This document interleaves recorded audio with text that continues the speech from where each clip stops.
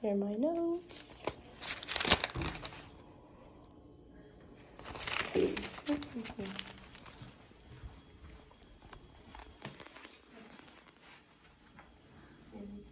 Hi, my name is Daisy Wilson, and I'm going to be talking about the sex education in Utah.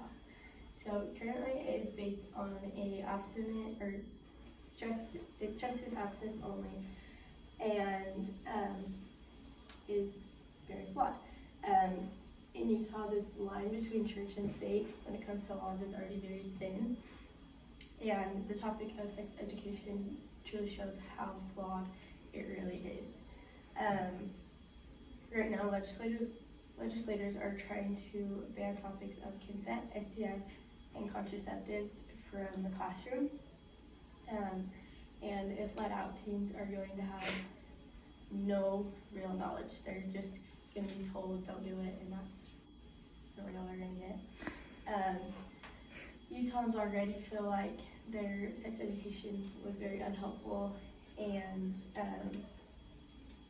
they just didn't learn anything.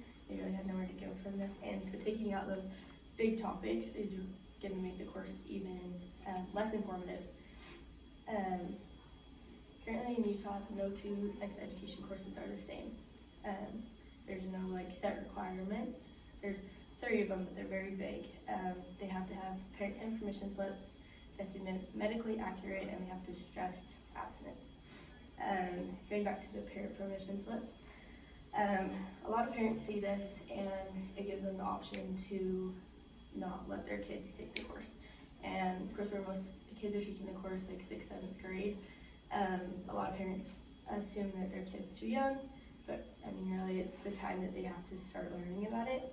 And so these parents see this and they get scared and nervous that their kid's getting learning about sex, and they don't sign it.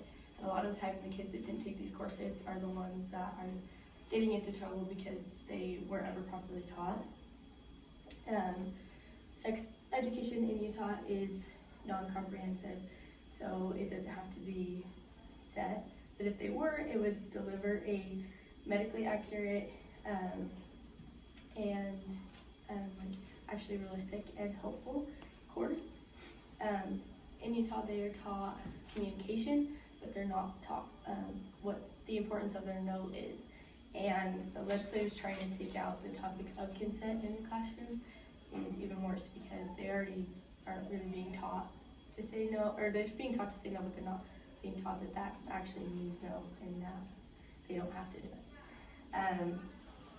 In Utah, they have to teach the reproductive system. So that is obviously if they have to teach it medically accurate, and we can't expect students to understand opposite sex anatomy and how that all works when they don't actually understand their own anatomy. There's a lot of funny stories out there of people who didn't take sex education courses and they're trying to figure it out and they have no idea what to do because they don't even know their own anatomy. A lot of parents are afraid of the topic of sex and they shy away from talking about it with their children. They don't ever, they don't talk about it at home, and it's a lot better for students to learn from their parents and from their instructors because it's in a controlled environment and they're getting proper information rather than friends or peers who are just going to tell you, whatever funny stories they have or whatnot. But in Utah, there's a very negative stigmatism with sex because of that line between church and state. And it really should have never, that negative stigmatism never should have made its way into the education system. Parents being so afraid to talk about it really puts a negative stance in the relationship around sex.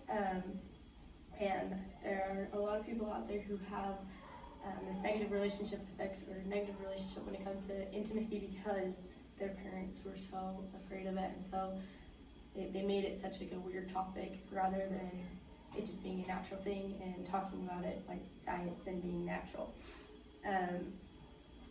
In Utah especially, with having it be abstinence only, stress abstinence, abstinence doesn't stop urges. These teens are still gonna have these urges, but when you cut out talk about contraceptives and STIs, you're taking away their knowledge of what to do when they have them. And